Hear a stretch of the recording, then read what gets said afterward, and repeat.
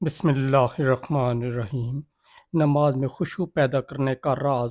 فجر کا وقت تھا، اذان کی آواز فضا میں گونج رہی تھی۔ احمد بستر پر لیٹا چھت کو گھور رہا تھا، آنکھیں کھلی تھیں مگر دل سویا ہوا تھا۔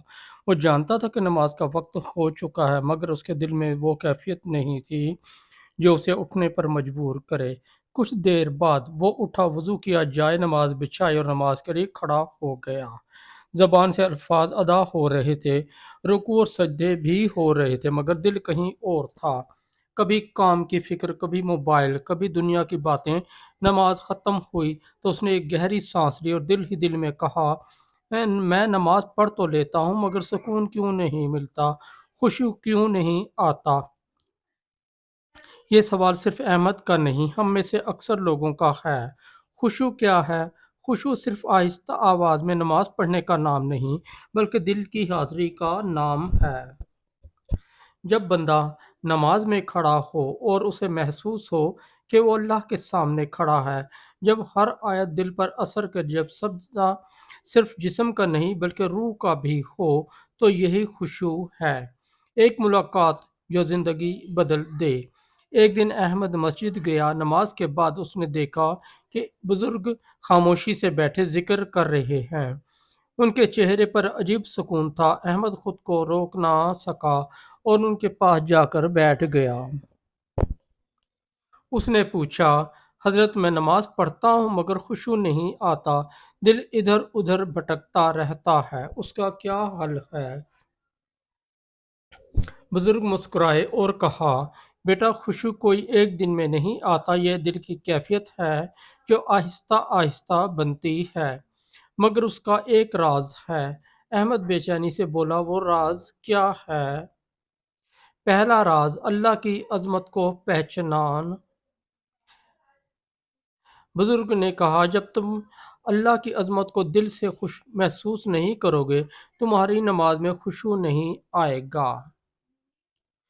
سوچو تم کس کے سامنے کھڑے ہو، وہ رب جو زمین و آسمان کا مالک ہے، جو تمہاری ہر بات سن رہا ہے، تمہارے دل کے راز جانتا ہے۔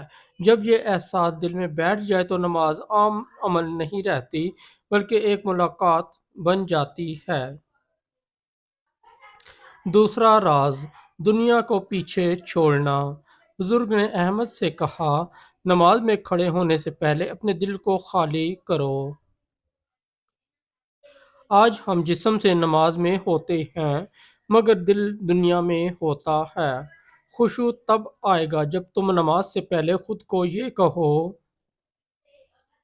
اب میں اللہ کے سامنے کھڑا ہوں، باقی سب بعد میں۔ تیسرا راز، الفاظ کو سمجھ کر پڑھنا۔ احمد نے پوچھا، حضرت میں عربی نہیں سمجھتا، پھر کیسے خشوع آئے گا؟ بزرگ نے جواب دیا، کم از کم سورہ فاتحہ کا ترجمہ سمجھ لو۔ جب تم کہو الحمدللہ رب العالمین تو دل سے شکر ادا کرو۔ جب کہو ایاک نعبد تو واقعی اللہ سے مدد مانگو۔ نماز صرف الفاظ دہرانے کا نام نہیں بلکہ ایک گفتگو ہے بندے اور رب کے درمیان۔ چوتھا راز، آخرت کو یاد کرنا۔ بزرگ نے گہری آواز میں کہا، نماز کو آخری نماز سمجھ کر پڑھو۔ سوچو اگر یہ تمہاری زندگی کی آخری نماز ہو، کیا تم اسی طرح جلدی جلدی میں پڑھو گے؟ جب انسان موت اور آخرت کو یاد کرتا ہے تو اس کی نماز خود بخود بدل جاتی ہے۔ پانچواں راز، گناہوں سے دوری۔ بزرگ نے احمد کی آنکھوں میں دیکھ کر کہا، گناہ دل کو سخت کر دیتے ہیں اور سخت دل میں خشوع نہیں آتا۔ اگر ہم دن بھر گناہوں میں لگے رہیں اور پھر نماز میں سکون چاہیں تو یہ ممکن ہی نہیں۔ خشوع کے لیے دل کا صاف ہونا ضروری ہے۔ احمد کی تبدیلی۔ اس دن کے بعد احمد نے اپنی زندگی بدلنے کا فیصلہ کیا۔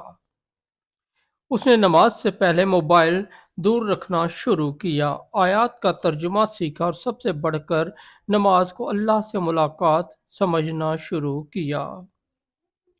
شروع میں مشکل ہوئی، دل بھٹکتا رہا، مگر اس نے ہمت نہیں ہاری۔ کچھ ہفتوں بعد ایک دن وہ سجدے میں گیا، اس کی آنکھوں سے آنسو بہنے لگے۔ اسے پہلی بار محسوس ہوا کہ وہ واقعی اللہ کے قریب ہے۔ نماز ختم ہوئی تو اس کے دل میں عجیب سکون تھا۔ وہ مسکرایا اور بولا، آج میں نماز پڑھی نہیں، نماز کو محسوس کیا ہے۔ اصل راز کیا ہے؟ نماز میں خشوع کا اصل راز یہ ہے، اللہ کی عظمت کو دل میں بٹھانا، دنیا سے دل کو ہٹانا، نماز کے الفاظ کو سمجھنا، آخرت کو یاد رکھنا، گناہوں سے بچنا۔ جب یہ سب چیزیں جمع ہو جائیں تو خشوع خود بخود آ جاتا ہے۔ ایک اہم حقیقت، خشوع کوئی سوئچ نہیں جسے آن کیا جائے، بلکہ یہ ایک سفر ہے۔ ہر نماز میں تھوڑا تھوڑا بہتر ہونے کی کوشش کریں۔ یاد رکھیں، اللہ آپ کی کوشش کو دیکھتا ہے، صرف نتیجہ نہیں۔ آخری پیغام، اگر آپ کی نماز میں خشوع نہیں آ رہا تو مایوس نہ ہوں۔ یہ مسئلہ عام ہے، مگر اس کا حل بھی موجود ہے۔ آج سے ایک فیصلہ کریں، ہر نماز کو آخری نماز سمجھ کر پڑھیں گے، ہر سجدے میں دل سے دعا کریں گے اور اللہ سے خشوع مانگیں گے، کیونکہ جس نے خشوع پا لیا اسے نماز کی اصل روح پا لی۔ اللہ ہمیں وہ نماز عطا فرمائے جس میں دل بھی جھکے اور آنکھیں بھی نم ہو جائیں، آمین۔ دوستو، اگر آپ کو ہماری اسٹوری اچھی لگی تو ہمارے اس چینل کو سبسکرائب کر دیں، اس ویڈیو کو لائک اور دوستوں کے ساتھ شیئر کر دیں، اور ہمارا دوسرا چینل ہے جے وی انصاری، اس پر ضرور وزٹ کریں، اس پر آپ کو بہت اچھی اسلامی اسٹوریاں ملیں گی۔